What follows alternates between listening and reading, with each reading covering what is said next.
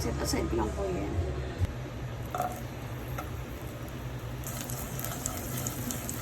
Guys, magluluto ako ng adobo. Ayan, may narinate ko na siya. Ayan, may suka, may toyo, may sibuyas bawang. Dito rin may bawang na rin. Lagay na ko ng rice.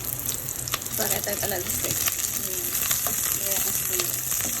Mambrang ko po yung medyo okay. Mambrang. Nalagay ko na po ito. Kasama na po yung marinade.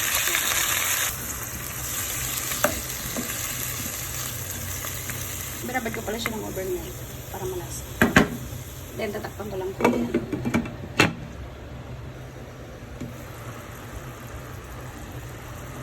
So, yun na po kumukulo na. Lagay ako ng dairy.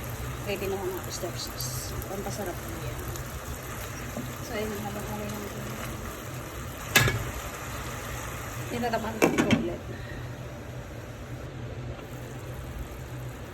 Nalagyan ko din po pala yan ng tubig para lumambot. So, ayan. Then, tatakpan ko po ulit.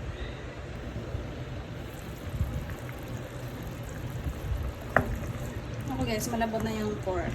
Kaya na itong fried potato. Ayan siya, palabotin ko lang siya ng kaunti. Ayan siya. Ayan siyang kaunting sabaw. Gusto ng anak ko may sabaw. Ayan, tiring ko na siya guys, masarap. Malagay ako ng sili. Kaya natakpan ko siya ulit.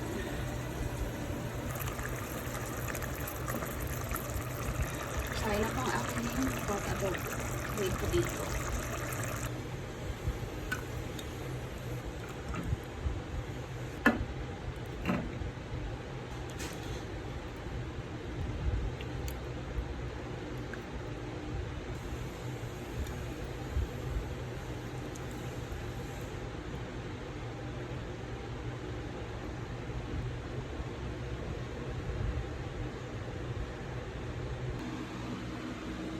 So, na po ang aking pork adobo.